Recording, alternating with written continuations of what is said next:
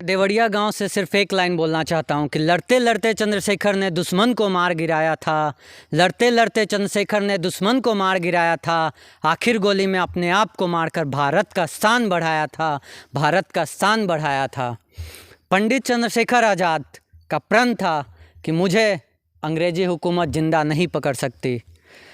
जब चंद्रशेखर आज़ाद को अंग्रेज़ के सारे सिपाही घेर लेते हैं और उनके बंदूक में जब आखिरी गोली बचती है तो उस गोली से अपने आप को मारते हैं और भारत का शान बढ़ाते हैं, लेकिन अपना प्रण को पूरा करते हैं। एक बात बताओ मेरे दोस्त, जब किस लिए हम लोग को आज़ादी मिली है अंग्रेज़ों से? सिर्फ इसलिए कि आज हिंदू समाज आपस में ही एक दूसरे पे लड़ाई करे।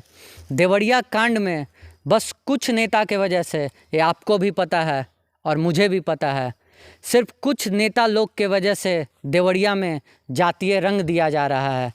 जबकि प्रेम यादव का ड्राइवर कौन था? मिश्रा जी, यानी ब्राह्मण। जो दुबे परिवार का 4 और 5 लोगों की हत्या होती है वो कौन था? ब्राह्मण। यानी कि जो 3 राउंड फायर करता है वो भी ब्राह्मण है। जो मरने वाले 5 लोग हैं वो भी ब्राह्मण हैं। यादव परिवार में से जो प्रेम यादव की मृत्यु होती है, अरे यहाँ पे नेता लोग आ रहे हैं और केवल जातीय रंग देकर जा रहे हैं ताकि उनको आने वाले इलेक्शन में फ़ायदा हो। इसमें पीस रही है कौन? हम भोली भाली जनता। अरे हम जनता हैं साहब। पहले भी जाति के नाम पे बेवकूफ़ बनाए जाते थे, अभी भी जाति के नाम पे बेवकूफ़ बनाए जा रहे हैं और आने वाले टाइम में भी जाति के नाम पे बेवकूफ़ बनाए जाते हैं। अंग्रेज़ों की जनसंख्या कितनी थी? बहुत कम, लेकिन फिर भी हम लोगों पे 100 साल राज करता है। 100 साल राज करता है सिर्फ इस वजह से क्योंकि हम लोग आपस में बटे हुए हैं।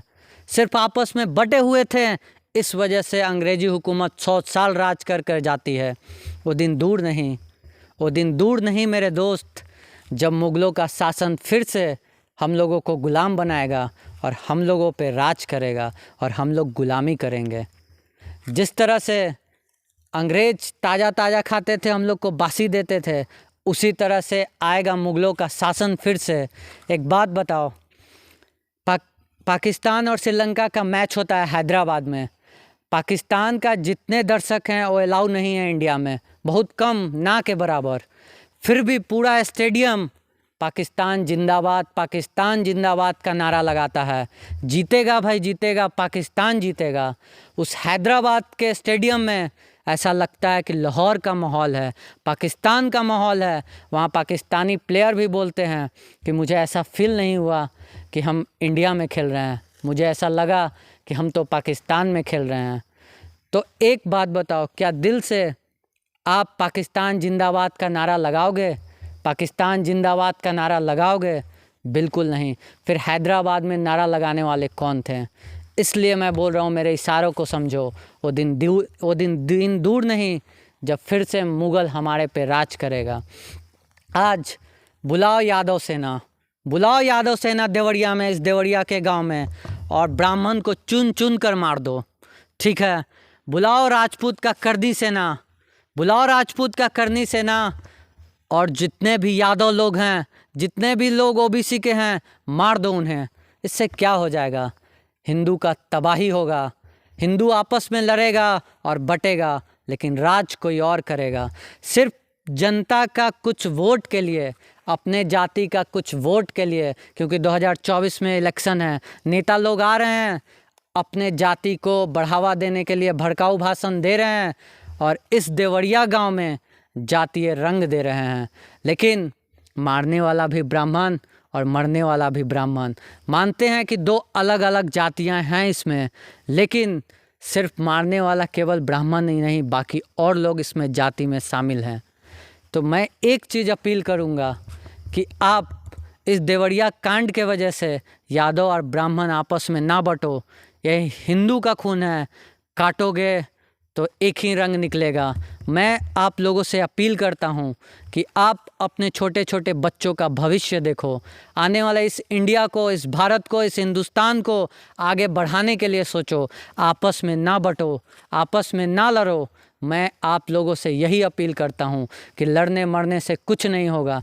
अरे जिस घर के एक परिवार के 5 लोग मरे जाते हैं, जब कोई एक लड़का जाता है, खुशी खुशी जाता है पूजा करवाने और वापस लौटता है, तो जाते टाइम उसके माँ भी थी, बाप भी था, भाई भी छोटे छोटे थे, लेकिन जब लौटता है तो भेड़ और बकरियों की तरह उसके परिजन को काटा जाता है। अपने माँ बाप का लाश देखता है, अपने छोटे छोटे भाई बहन का लाश देखता है। उस बंदे पे क्या बीतता होगा। नेता लोग तो राजनीति कर रहे हैं, लेकिन उस इंसान पे क्या बीतता होगा। मैं प्रेम यादव के बात कर रहा हूँ, मैं प्रेम यादव का भी बात कर रहा हूँ कि उनकी जो 2 बेटियां हैं और एक छोटे छोटे लड़के हैं, उस लड़की से जाकर पूछो, उस इंसान से जाकर पूछो जो भरे जवानी में, जो अपने बचपन में अपने बाप का साया खोता देखा है, कि कितना तकलीफ़ और कितनी ज़िंदगी मुश्किल हो जाती है जब एक बाप का साया एक बच्चे से दूर हो जाता है। अरे उस पत्नी से पूछो, जब एक पति के बिना उसका संसार जब उजड़ जाता है तो किस तरह से लगता है कि कितना भारी और मुश्किल एक एक दिन 100 दिन के बराबर गुजरता है। तो आप दोनों परिवार की जाने गई हैं, दोनों घर में तकलीफ़ हैं, दोनों के घर में आने वाले टाइम में बहुत ही मुश्किलों का सामना करना पड़ रहा है और करना पड़ेगा। तो इसलिए मैं एक चीज़ अनुरोध करूंगा कि आप जातीय रंग में नेता लोग के वजह से ना बटो, ना कोई यादव ब्राह्मण पे वार करो, ना कोई ब्राह्मण यादव पे वार करो। हम लोग हिंदुस्तान के सिपाही हैं और हिंदुस्तान के बचाने के लिए आगे काम करेंगे। बस एक अनुरोध है कि अगर मेरा बात आपके दिल तक पहुंची है तो इस वीडियो को ज़्यादा से ज़्यादा लोगों तक शेयर करो और मेरे इस चैनल को सब्सक्राइब करो। आपके इस सब्सक्रिप्शन से मुझे मोटिवेशन मिलेगा। मैं इसी बात से अपनी वाणी को विराम देता हूँ। जय श्री राम, राधे राधे, जय हिंद, जय भारत।